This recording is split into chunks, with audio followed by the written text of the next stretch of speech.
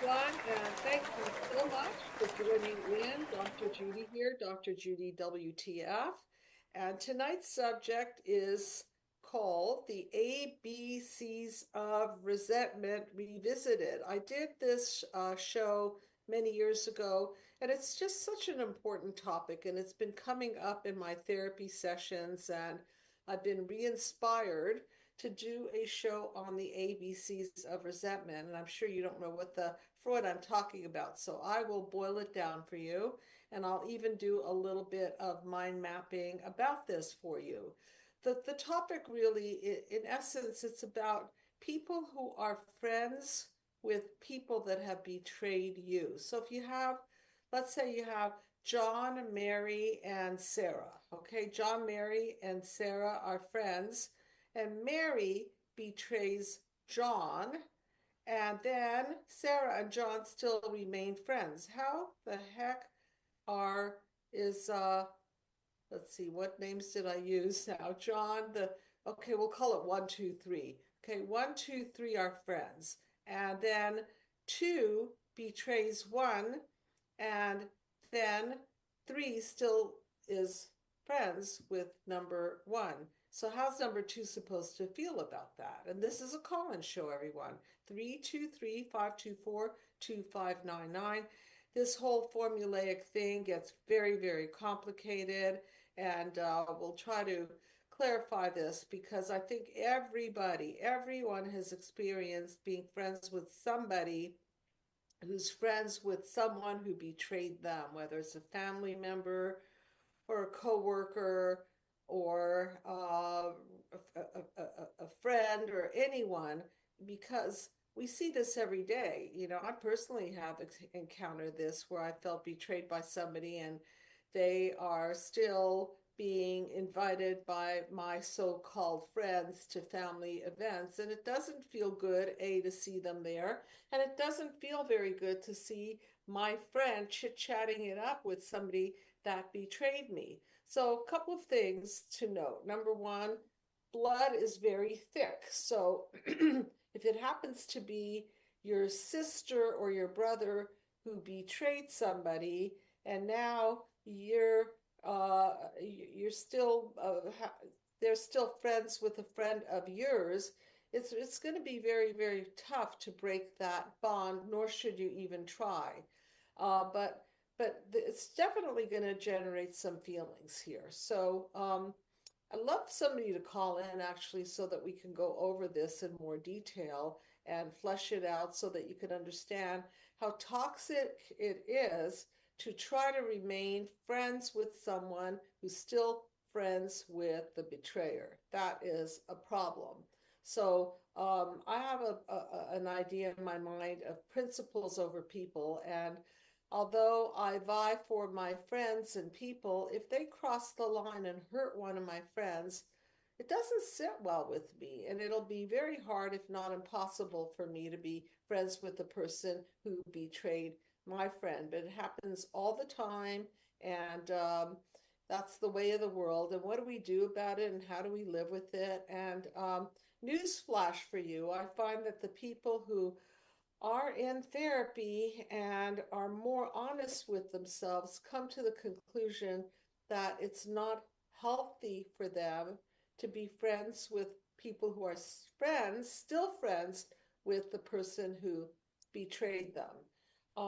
One of the other aspects that I wanted to bring up is that it depends on the level of betrayal, and it also depends on um, any reparation work that's been done on the part of the betrayer to make things whole. So if we're talking about the betrayer uh, um, hurting you because they didn't pay back $20 that they borrowed, and you're still friend and your friend is still friends with them, that's on a different level than somebody who has um, cheated on you, okay, or stolen your money, or betrayed you through stealing your intellectual property, or any of that. Anything high level betrayal, even low level betrayal is not very pleasant to deal with. With high level betrayal, it becomes virtually impossible. So I'm going to talk in theory to protect the names of the innocent, but I'm going to give you some scenarios here where uh, we have a person whose best friend, um, let's say her best friend's brother tried to um, hurt her financially very, very badly. Now, what are you going to do if the best friend is, let's make it even more juicy. She has a best friend and she is married to somebody who tried to rip her off at the tune of, let's just call it $100,000. This is her best friend, but her best friend's husband tried to rip her off at the tune of $100,000, and she just found out that this was going on. And of course, the lady's already married to Welcome to the him. Truth Be Told channel. What's that? What's that? Oh, sorry. I was saying we have a question when you get a chance. Yeah, for sure. But you were saying something about truth be told. Oh, Truth Be Told, yes. Yeah, truth be told here. Okay, so yeah, what's the question, please? Well, when it comes to resentment, Mhm. from a psychological perspective, they want to know: is there a difference between anger and bitterness? I think anger is the first level. I mean, I don't have a clear definition in my mind, but bitter when it turns a little bit older and it hasn't been resolved and it's been buried and repressed and it's like sour, you know, something is ugly at first sight and becomes bitter from years of pile up and resentment. It just gets worse. Well, that's how I see it. You know, I'm angry that you broke my vase. And now time has gone by. You haven't apologized about it. You haven't repaid me for it. You haven't even acknowledged that you did it. And now I'm kind of growing bitter because you've done nothing. And I still have a broken vase and I'm out my beautiful vase and all the money that it's worth. So I think bitter is anger over time. That's how I like to see it. Any other questions in the chat room? Yeah, and I'll kind of even my own.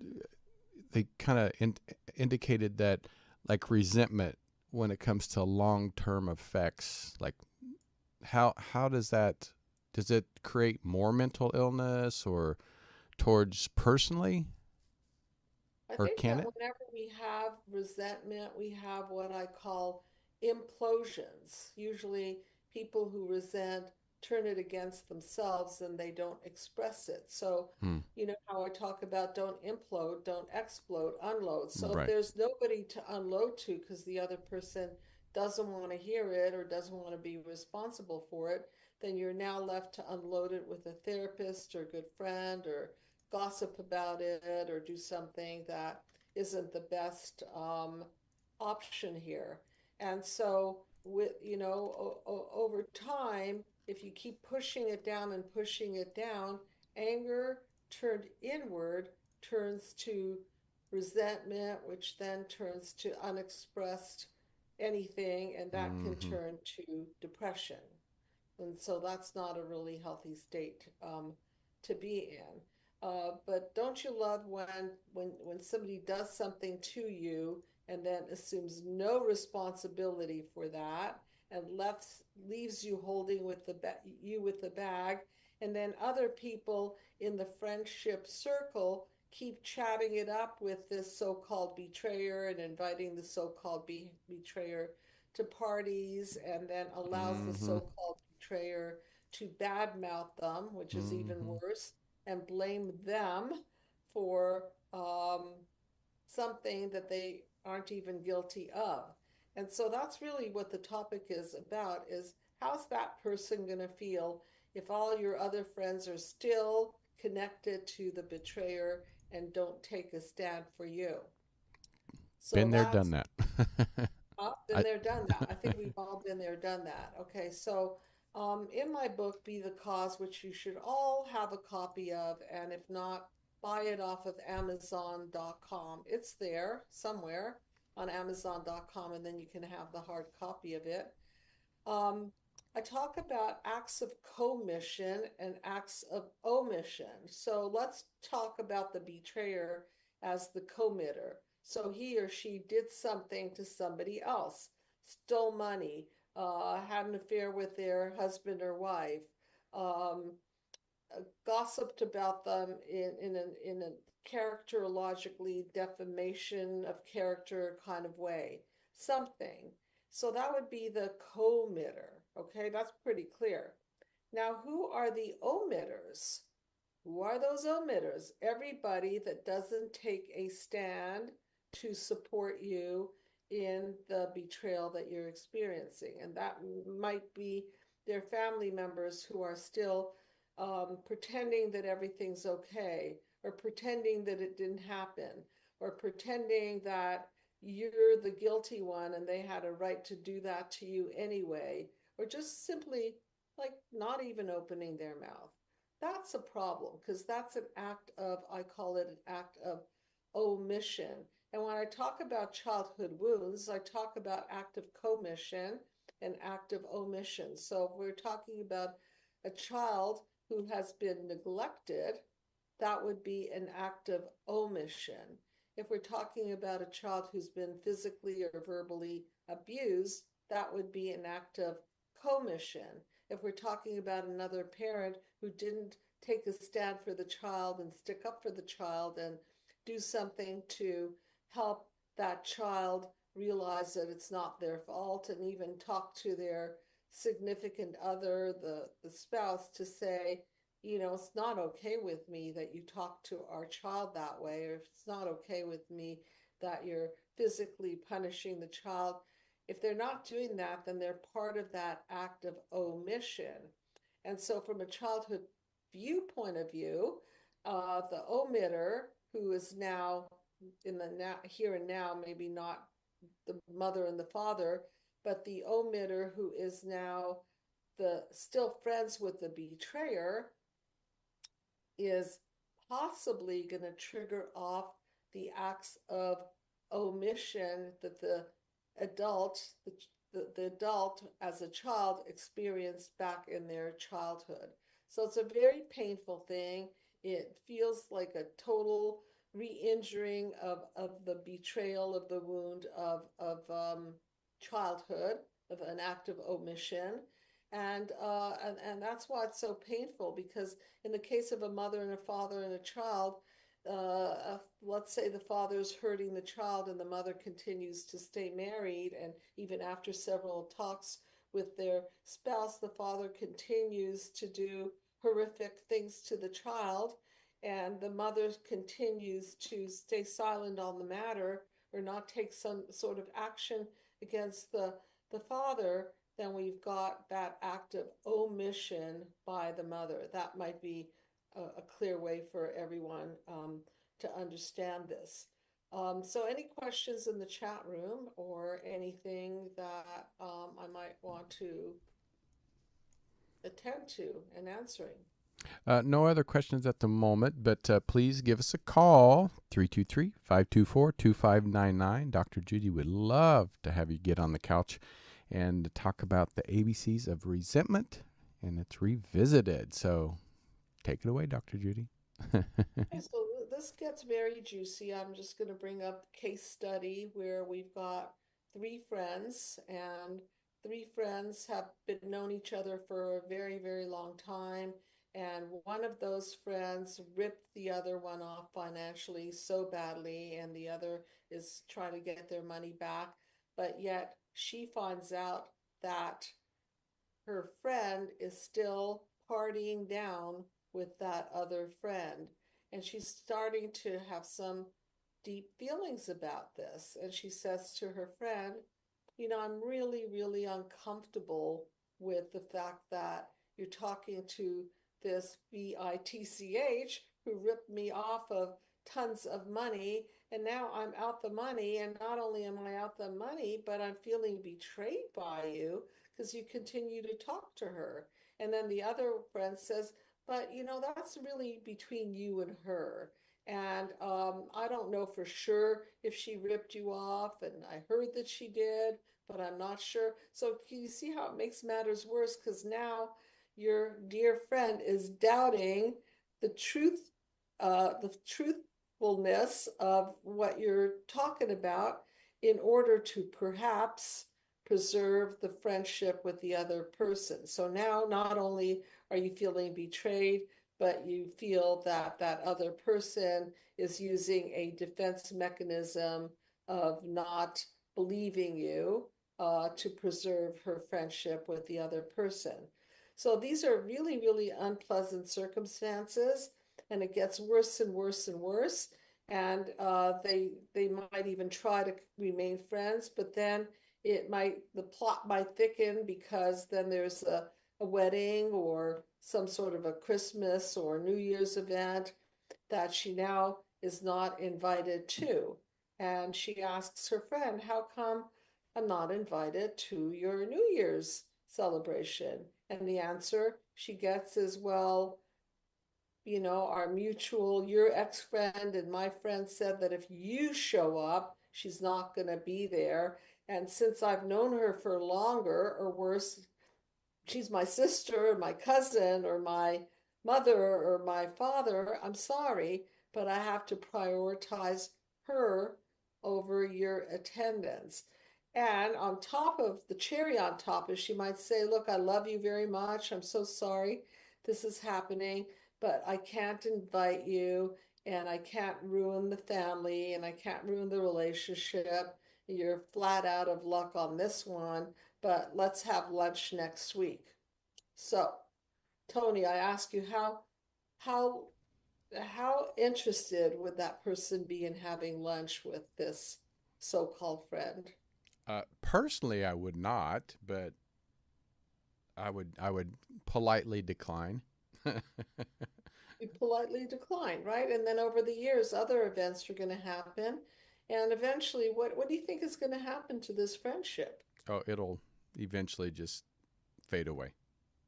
It'll eventually fade away. And this is so painful when people have been friends for years and years and years, and when people have been in a social community where they're friends with many, many people who know the betrayer, and now everyone is tested, so to speak, and has to make a choice between the betrayer and their family loyalty or longtime friendship loyalty and the other friend who has been betrayed. So, what do you do about this when it's your brother or your sister and you say to your friend, I can't not invite my sister to the New Year's party. I can't not invite my sister to the wedding, so therefore you can't come.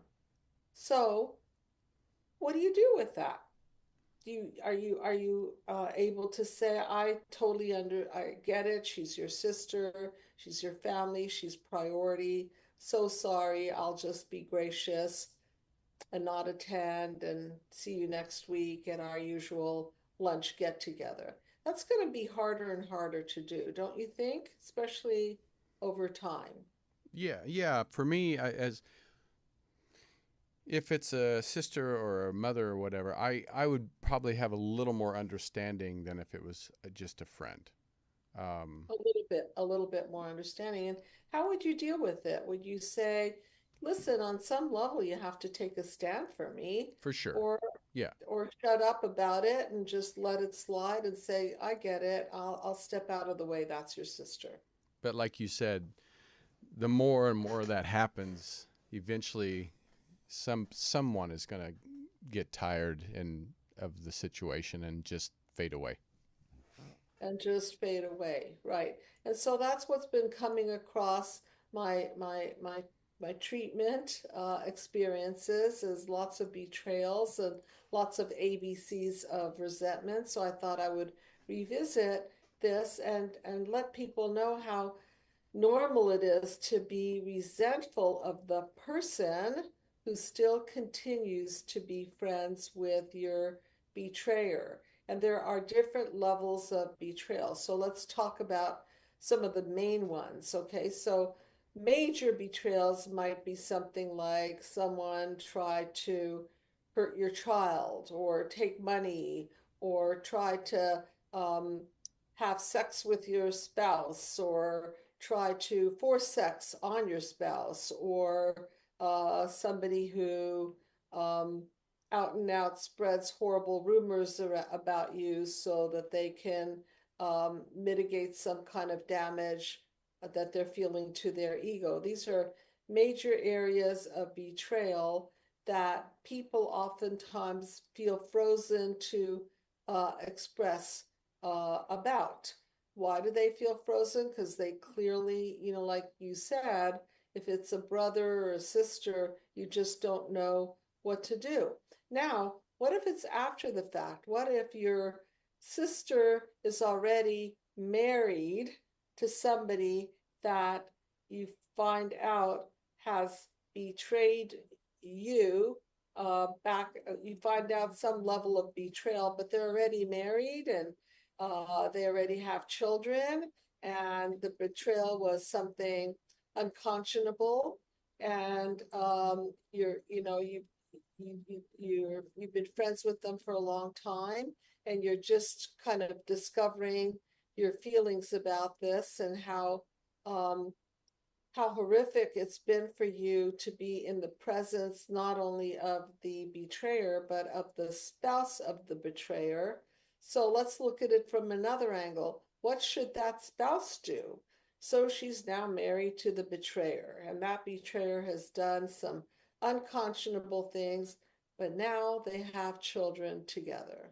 So now what? Is she supposed to split her marriage and divorce the person and be a single mother and announce to the world that such and so did unconscionable things and she could not live with herself being with that person any longer? What do you do in this case? And any ideas, anybody? I'd like to hear your opinion and your thoughts on it. I'm sure some of you have been through it and don't know what to do and are getting sick over the matter and feel marginalized because there's a layer of pretense in the air, and the pretense is that it's been shoved under the rug. It's been old news. It happened years ago. Nobody's died in the process. Everybody's still okay and having a good life. It's not been talked about for so long. Why bring it up now? So these are the challenges that people face. And I really wish somebody would call in because it would be great to have an example of this, a live example. Usually my live examples are in my therapy office, and that's not something that I can particularly talk about due to confidentiality. But I since, could tell you a sample from my own. sure, please, I appreciate it. It's not necessarily, I guess, in a way towards me. So I have a niece that because she has issues with a family member in my immediate family, she has pretty much but uninvited anybody in my immediate family to like her weddings or parties or birthdays, but she'll invite her other side of the family constantly and not. In fact, she even got married and didn't tell any of us except, for her father's side. So is the betrayer in your family? So my niece, but yes, the betrayer of of the situation that happened with her, she has blamed everybody in the family with my last name. She doesn't have anything. So it does hurt because I thought we were close. And so I guess in a way it did hurt at first. Then I started understanding why she was doing it. And now I'm come to terms to saying, if and when she's ever ready to rebuild that relationship, then I'm open to it. But she has left us all out. But I thought her and I had a very close relationship. Well, I'm assuming, and correct me because I don't want to make an ass out of you and me, which is the word assume. Um, uh, did she think that you were siding with her betrayer? No, no, because I was one of the first persons that she came to about the situation, and I was very supportive of her. Um, but for some Hmm. reason, she just anybody of my immediate family, like I said, that has my last name, Sweet, um, is pretty much It's not sweet, it's right? not sweet. Yes, Not sweet in her eyes. Okay, so she probably let's go to panel five for a minute. of the new or Defense old, yeah, of the new yeah. one or old one. The old one. Okay, Panel five, defense mechanisms. Okay, so she's been hurt. She feels betrayed. You're part of the family who betrayed her. For all she knows, you're having dinner with the betrayer every weekend or whenever. For all she knows, you're sending her betrayer Christmas cards because he's part of the family. You're going to family weddings. Okay, so do you see how she might feel oh yeah. that Mm-hmm. you're part of that betraying clan, right? No, I at first, like I said, it hurt, but then I realized I was like, I understand. I understand what. Right. So you understand because you are an evolving person and you've also heard my You're spiel for right. the past Yes. 11 Yes. years. So you know more psychology than most people.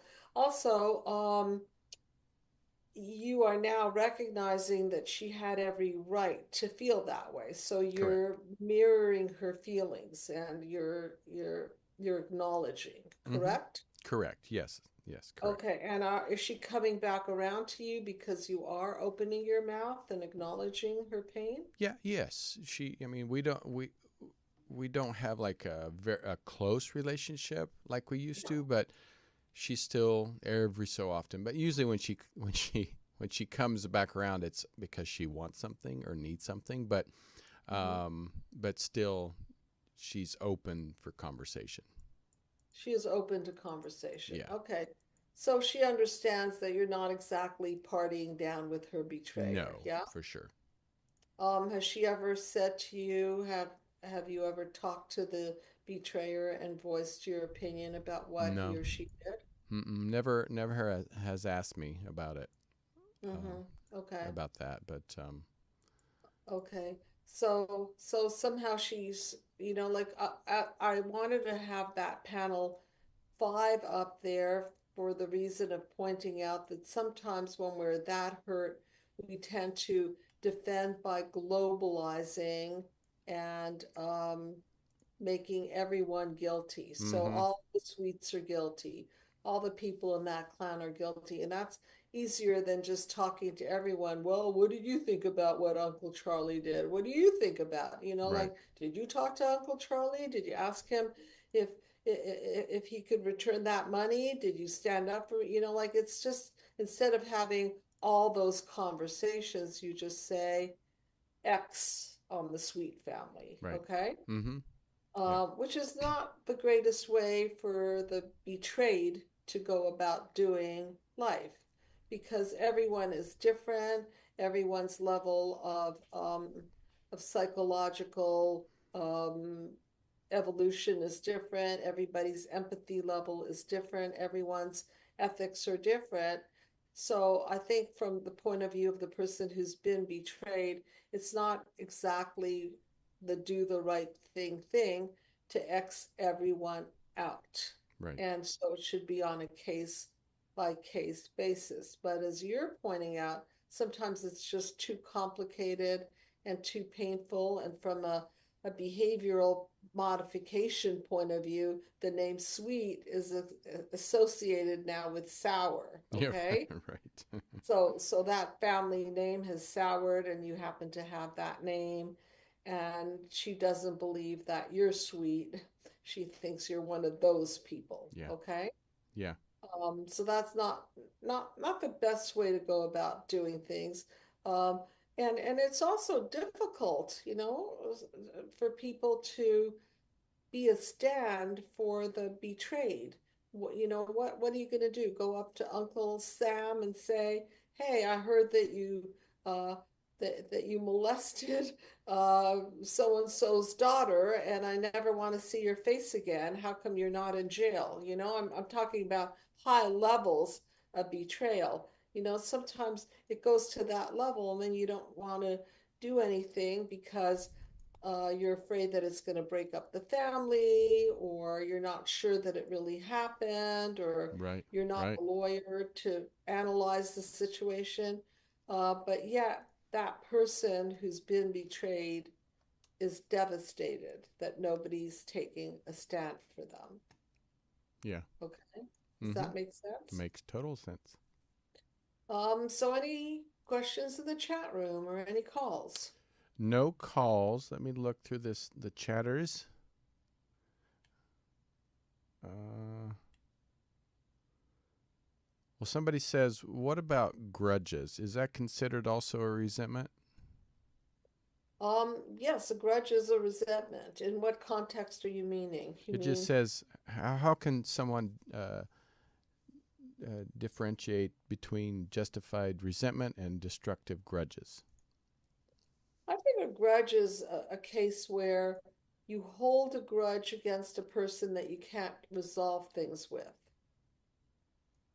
So if you can't talk to them and come to some sort of a normalization or an understanding or a cleaning of a slate, or uh, an act of making reparation, you might find that you're holding a grudge. For example, if somebody did something to you that you've already talk to, and they don't act like they care about your feelings, and they don't make any effort to repair it, then it seems like it would be normal to hold a grudge against that person because they're doing nothing to repair that.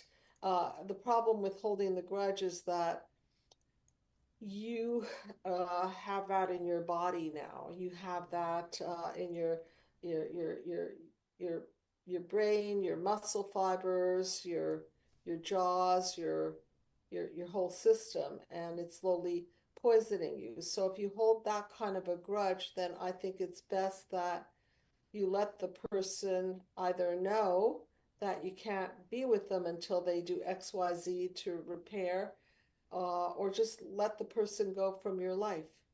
And so the punishment is that they don't have access to you. And they may not even care, but you do, because you don't want to be um, vampired. You don't want to be drained. You don't want to be taken advantage of. So if somebody does you wrong and they don't acknowledge it, they don't, quote, own their own stuff, which many of you know I'm very big on, then it's time for you to maybe let them go. What are Mm-hmm. they doing in your life? They're not owning their own stuff. They're upsetting you.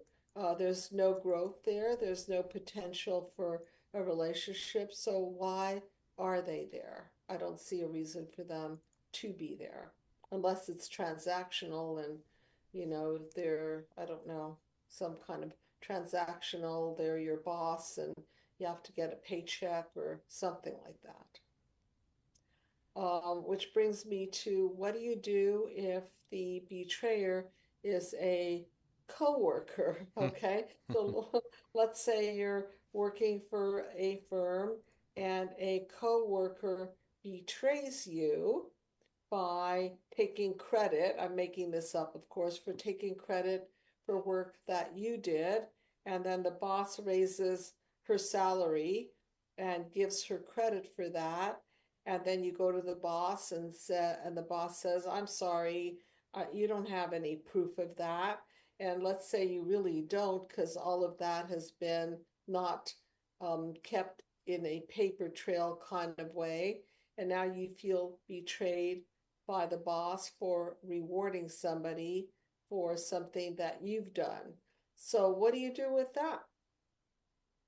So, some ideas would be to directly have a talk with the boss and tell that person how you arrived at that creative idea or that creative solution, and put the other person to the test so that they have to, kind of like homework, you've got to show the work, you've got to show how you arrived at it, and if you have any notes about it or any taped conversations about it, show the work so that you give the boss an opportunity to give the credit to the right person, and then the opportunity to correct the other employee for stealing the idea. Because it sure would feel horrible to be in a system gone wrong at a corporate level and be the person that sits there and watches somebody else get the rewards and the awards and the accolades for doing something that you did. Sometimes environments get so poisonous that you just have to leave them. And that's unfortunate because I know that many of you can't leave that environment. And so if you have to stay, if your paycheck relies on it, then stay until you can replace the job so that you don't suffer financially or you don't have your children suffer as a result of this. But life sure isn't perfect, and sometimes you don't get the credit where the credit is due.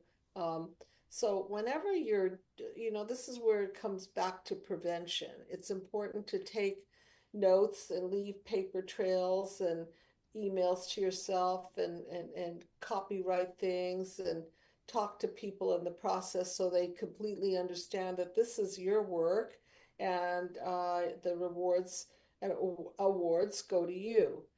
So don't assume that you can have conversations with people and that they wouldn't, quote, steal your ideas, because I think we've all been victims on some level of idea theft, or some kind of a theft of your original material, and other people have plagiarized it and used it and have taken it and maybe changed a few things about it and repackaged it and made it their own, and are ripping you off because you invented it. Just because if you invented a lampshade, just because somebody else makes the lampshade and puts a few beads on it, it doesn't mean that they invented that lampshade. It just means that they put a few beads on it. So an ethical person would say, thank you, Dr. So and so, or employee so and so, for inventing the lampshade. And my contribution to the lampshade is I put some beads on it and I made the value higher. And so now it's a nicer lampshade, but I really acknowledge the work that you put into creating the lampshade. That would be the ethical way to do it. Um, Go back to my mind map for a minute because I want to show people what happens when we're not in integrity. And this is really important because you can't really cheat the universe, okay? So if you look at panel one, let's call it the wound of betrayal. And the wound, the light in the background is your truth, your whole healthy self, you in integrity, and then those shadows represent all of the betrayals that you've experienced in life. And what does that do? It actually pulls the whole system into a system gone wrong where people who shouldn't be getting the credit do get the credit and steal credit from you and blacken your reputation and put you in misery and then create misery in your social circle. And so now, panel two, you feel that you're cracking up. Okay, so they feel that they've won this round. In the meantime, you're cracking up. And panel three, you're locked in some sort of a psychological prison where you feel very alone, very betrayed. Everything around you is toxic. The people around you are not supportive. And so you've got a faulty DNA strand that is, let's call it the betrayal strand, that's holding you hostage. And the other person thinks that they've gotten away with something. Well, guess what? This is what's going to happen. What's going to happen is that faulty DNA strand that includes the betrayers creating this faulty system, isn't going to stand up to the test of time. It will collapse into chaos. So you see panel number 4, chaos. And why will it collapse into chaos? Because chances are their character is out of whack and they themselves are not solid people, and it'll happen again. And because they've been emboldened to betray once, they betray again, and somehow they cross the wrong person. And this chaos now becomes a legal case, and somebody confronts them. Now go to panel number 5. So now they're being confronted, and the trial lawyer is putting them on stand, and they've got to defend themselves.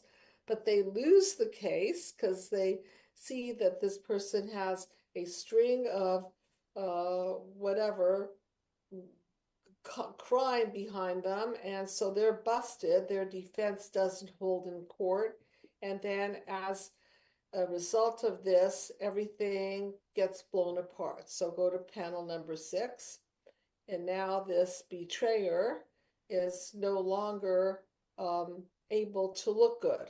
And so everybody can see, sort of like my favorite story, the emperor has no clothes. So for years and years, people have been buying into the fact that they are good, even though some people know otherwise. But the cover is blown, okay? The breakdown occurs. The betrayer is exposed, and now the betrayer has to do time for the crime. And so it doesn't hold over time. And then panel 7, 8, 9 is really about integrity. So what's integrity is truth. So the light in the center represents truth, integrity, reintegration, owning your own stuff, being with people who add light to your light. The background is radiating light, meaning that the people synergistically involved with each other create more synergy, and it's a growth system. So panel number 7, 8, and 9 are really about growth and moving forward. And now panel number 8 is a new DNA strand where you're now allergic to people who betray. You don't waste your time with them. You don't waste your time with other people who are not on the same team as you are, meaning those who support the betrayer or by act of omission don't open their mouth to the betrayer. And now you build a stronger, better DNA encoded into the fiber of your being and encoded into the system that you're building, and you bring along the people that resonate with your plan, with your ethics, with your psychological evolution. And that is, of course, going to create a different system than the first system. We'll call it, for this particular episode, the betrayal system. And this is sustainable. No lawsuits, no upsets, no depression, no suppression, no defense mechanisms, no breakdowns. It's just pure growth. And that's how we end up in a peaceful world, a world filled with peace and growth and sustainability. And the dolphins, of course, represent mind, body, and soul. And they represent the wisdom masters who think in ways that are synergistic and think along the lines of peace and want to create a better world, a better human race, which was always the intention of the mind map, because the mind map was really geared toward healing global disconnect, which we really need right now. Healing global disconnect, which means that we cannot betray each other. We cannot afford to act unsynergistically or narcissistically with each other. We've got to get on a plan that takes everybody's talents and resources and puts them together in a way where we all profit. And that's the only game in town, is synergy. We have to find a way to attract synergy to people so that they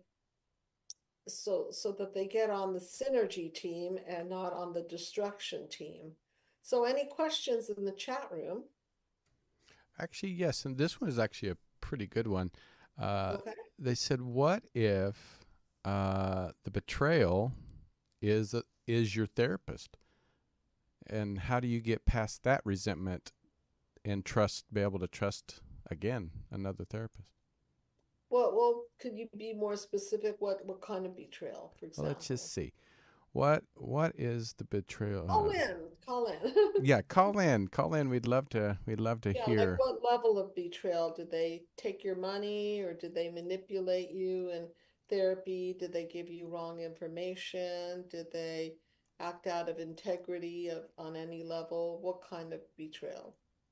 Because I mean, this sure, West, if yeah, we'd love to have you call in 323-524-2599. But I remember once years ago, I had a therapy session. It was via phone, and I Hmm. was, having a tough time at that time in my life, and I was, sharing and emotional, and then I could really hear that my therapist wasn't paying attention at all.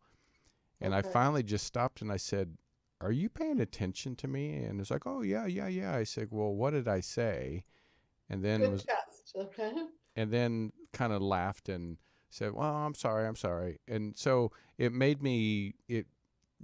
did make me have resentment of like I'm, pouring my heart out here, and plus I'm paying Yeah. you money, Yes. and and how do I know that you even care enough to listen to and give me advice that I want to take? Um, I think number one, that person did the right thing by confronting the therapist, Mm-hmm. okay? And the therapist said, "Oh, I'm sorry, I'm sorry, I'm sorry." So you have to look at the big picture because, yeah, we're all humans. We get distracted by things. And, is this something chronic or is this something very occasional in a big picture way? Does the therapist listen? Do they Mm-hmm. connect the dots for you? Do they offer you wisdom and clearer ideas and pathways? So you can't look at the one little tiny if it's just a small Right. example of a what they call an outlier moment. You have to look at the big picture. But over time, if you generally just get the feeling that your therapist is not listening to you, what do you and offering you nothing, no insight, no empathy, no new ways of seeing, nothing, I would say drop the therapist. No? Mm-hmm. Yeah. In Is that fact, we have a call. I'm not for sure if that's the person that left the message. okay? So I can bring this person on. So let's find out. Okay. Uh, Hi, thank you very much. Hi. Hi there. Thank you for Hi, calling. Dr. Judy. It's Manya. Hi, Manya. Nice to hear from you. Hi. I noted that you were on the topic of resentment today, yes? Yes. Yes, and I'm in Canada. Yes. We're going through a lot, and Mm. I'm just wondering if you could give me and all of us some ideas how to cope with the hurt and the fear and the anger and the betrayal that we're going through right now. You mean politically as a nation? Yeah, we're frightened. Okay, so I'm an ex-Canadian. You know that. I grew up in Montreal. I know. That's why I knew So I was I safe have a to big ask heart you. for Canada, and could you ask me specifically? I know people are afraid of the tariffs. Yeah, is that it? No, it's not the tariffs. I'm afraid of your president. He's a maniac and he's lying and he's gaslighting everyone. Okay. Like, I know economics very well. My husband was an economist, but I really find it's triggering old childhood memories of being gaslit as a child by a parental figure because the president is supposed to be that. and to Yes. have that type of mantle. Yes. So So it's the instability of him that it's not the tariffs. He's ridiculous. I mean, he's a maniac. I truly, I don't want to get into his possible diagnosis, but just to say is how are we, what's happening for me that has never happened before is my father, I'm an ex-Californian, so there you are. We lived in Laguna Beach. He was killed in active service in the Cuban Missile Crisis. So we've made, I mean, I've got so many of my relatives that have died in service to protect the United States.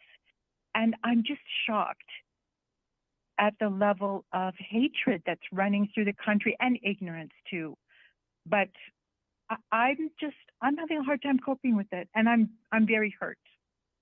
Okay, first of all, maybe I'm a little naive, but I believe that Canada-US relationships are going to somehow work itself through. I might be very idealistic. Please don't take my political statement here and do anything more than have it be a reflection of my optimism. We've had too many years of friendship and camaraderie. And I think that in a big picture way, there's going to be no benefit to not having our friends up north be our friends. There's just not a lot of benefit to it. So I think we're going to have to find a balance where we're going to have to reconnect there on some level. Second thing is we can't do anything about the current politics, can we? All we can do is live our lives. Now, you and I have lived through a lot of things. I lived through the Hungarian Revolution. I was a baby at the time. My parents left Hungary, Budapest, Hungary, and during the revolution, they lived through the Holocaust. So, ultimately, that's why I wrote the book, Be the Cause, because we can't be at the effect of all of the systems, right? I mean, even 𝗬𝗓𝗏 Wiesel and people like Frankl, they wrote books of how to control your mind through events Yes. like Holocaust, right? So even though it's a harsh statement, it's not what people do, it's what we do with what people do. Okay? It's Yes. right. Yes. So it's still our life. We still get up and we still have to go and eat healthy and work out and and things will ebb and flow as they do.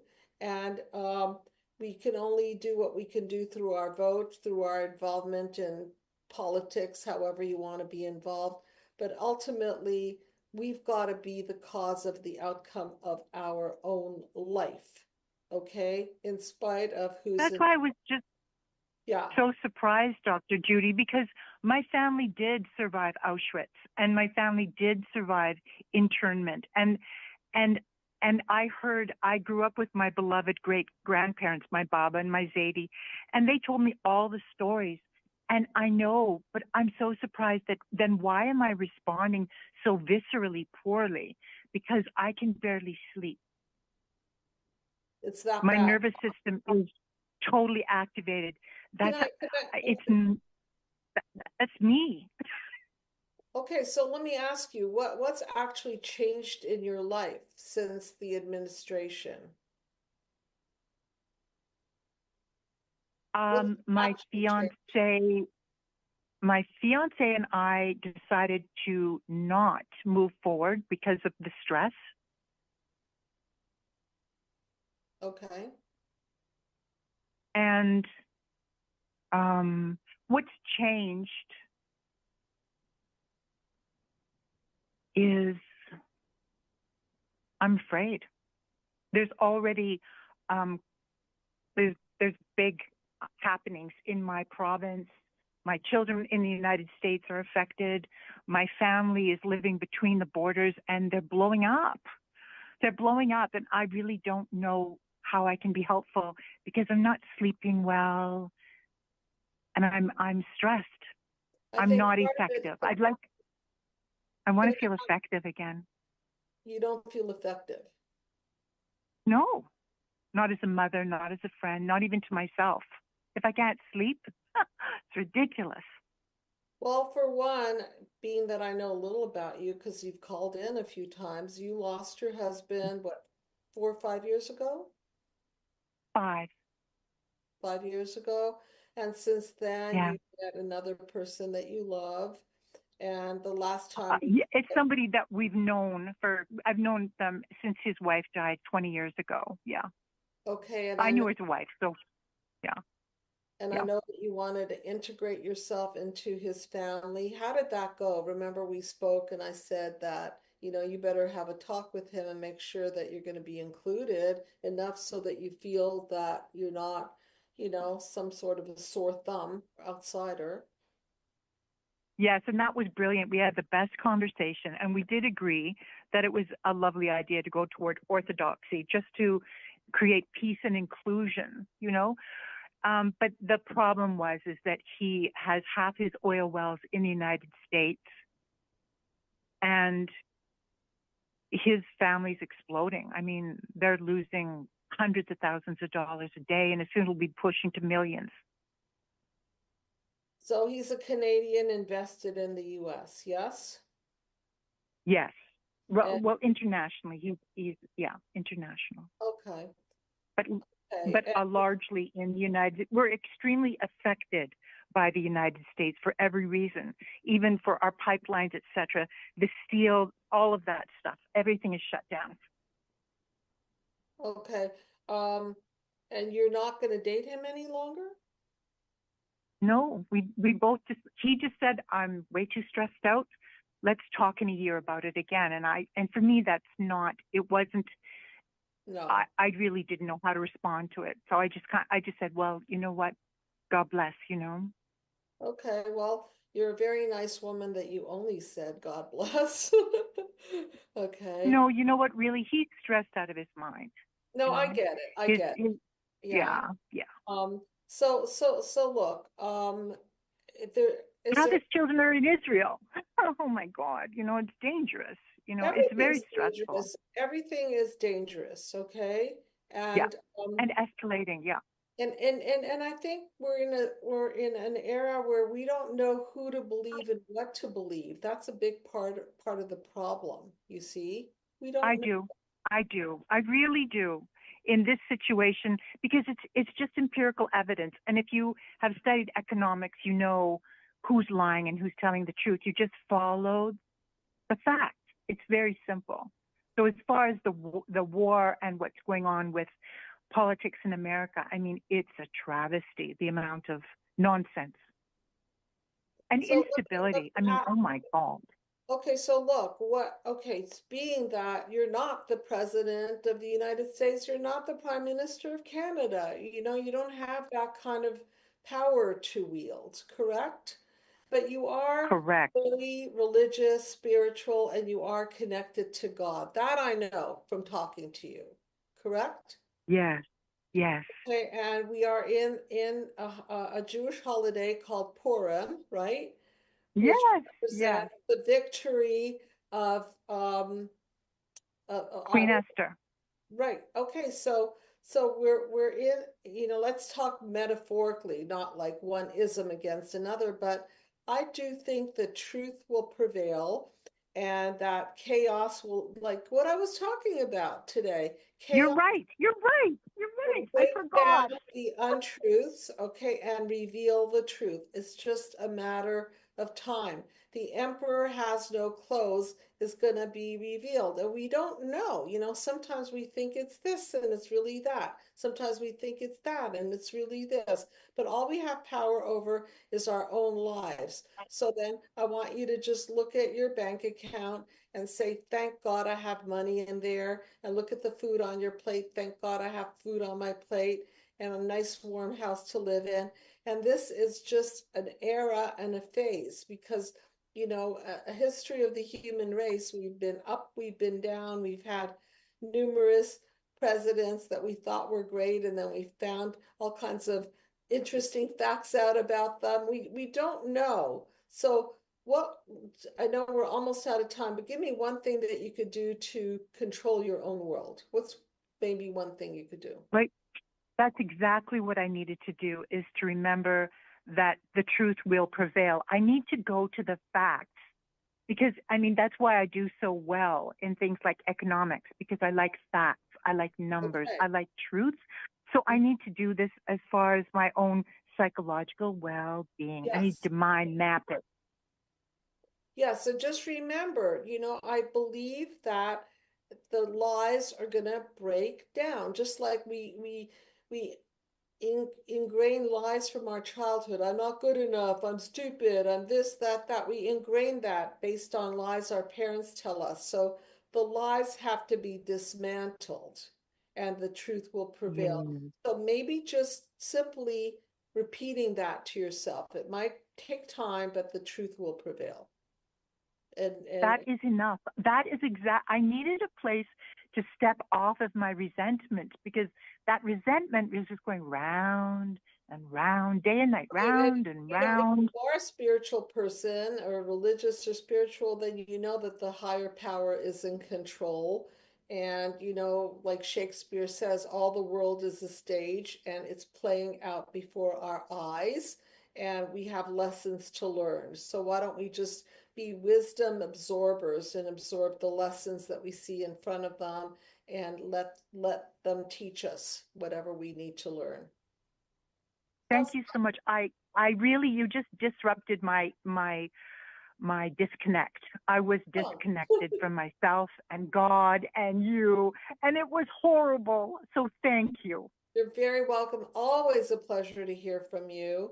And I'm sure you will. And bless you. Take care. Thank you. Take care. Okay, everyone. I know it's end of time here. Not the end of the world, just the end of our show time. Thank you, everyone, for tuning in. See you next week. Good night.